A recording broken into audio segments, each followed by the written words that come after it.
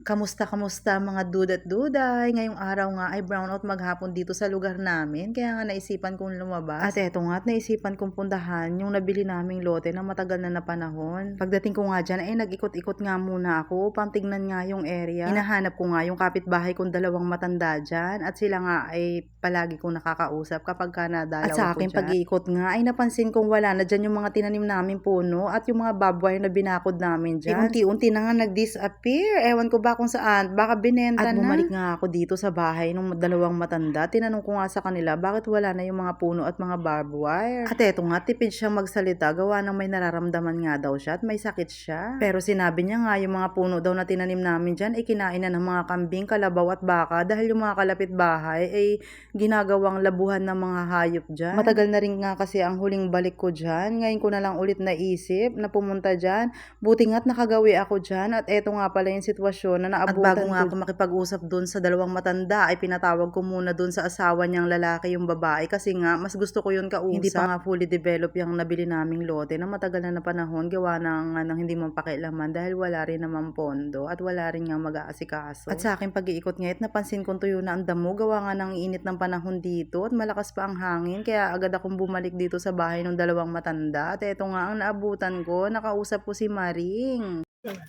Minsan-minsan lang. Hindi kaninang umaga, simula kaninang umaga, wala kayong kanin. Kami umaga lugaw. Lugaw. Sino naglugaw? May kanin pa rin na natira. Kahapon, lugaw pa rin. Lugaw araw-araw. Minsan lang. Pag wala ng bigas, Lugaw. lugaw na lang. Eh paano pag wala na talaga? Tubig-tubig na lang. Tops na yan. Tagal ko na rin din nakapunta dito eh.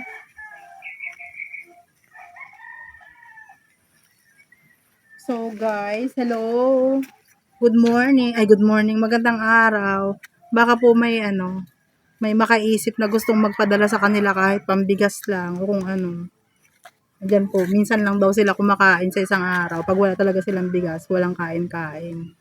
Kahit wala kayong ulam. May ulam kami. Anong May inuulam ulam nyo? kami, minsan. Sitaw. Saan ka kumukuha? Hindi ako yun, sa baba. Buti binibigyan ka. Minsan kamuting bagay, kain niya. Talbos, Alaman. alaman. Para po sa kaalaman ng karamihan sila po ay taga Katmon Mapaya. Ayan po ang sitwasyon ng kanilang bahay. Talagang as in wala. Sinasabi niya nga sa akin na sila nga lang daw ang walang kuryente dyan. Gawa nga ng hindi sila capable magbayad ng monthly bill. Pero sa puntong iyan nga ng pag-uusap namin ay napakunot ang aking noo at lalo lang sumakit ang ulo ko. Yung gusto ko lang naman magpahangin at magpahinga pero yan nga ang naabutan ko. So syempre kahit hindi naman tayo mayaman ay share your blessings naman. Buti na nga lang may 300 pesos akong dala at yun nga binilan ko sila ng bigas, tinapay at merienda para makakain. Pero sa totoo lang, kapag nga may kausap ka mga tao na kagaya nito at stress na stress ka, ay may isip mong isa ka pa rin sa maswerteng tao sa mundo. Na kahit nga alam mong maraming problema, ay hindi ka naman nasala sa pagkain na 3 beses isang araw. Minsan nga't may merienda pa. At yan nga, habang nag-uusap kami, ay marami na siyang nakwento sa akin. Pero sa totoo lang, na matagal na panahon, every time na dadalaw talaga ako sa kanila, nagdadala talaga ako ng pagkain kasi nga sila talaga yung mga tao na typical na bihira lang talaga makakain sa isang araw. Kapag ka merong mga patrabaho sa kanila or anihan or taniman, meron silang trabaho pero kapag ka wala na, as in wala na rin silang makain. At kinikwento niya nga sa akin na talagang wala nagpapautang sa kanila ng bigas o kahit ano. Siguro nga dahil alam ng mga tao na wala rin naman nga silang ibabayad at kulang pa nga sa pang-araw-araw na pagkain nila. O baka naman sa may mga gininto ang puso dyan na gusto magpahatid ng tulong sa kanila kahit hindi na pera, kahit dilata, noodles at bigas na lang. Seryoso ito guys, baka talagang may gusto magpahatid ng tulong sa kanila. Makikita naman talaga sa sitwasyon nila na talagang walang kalaman-laman ng kaldero nila, kahit mga kaserola.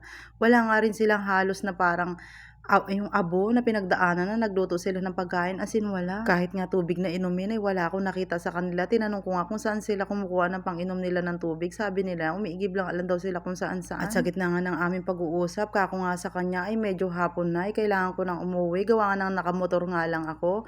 Pero kako sa kanya, babalik ako bukas ng umaga. At hanggang sa muli mga dudat duday, ito ang inyong galaerang duday na nagsasabing bye!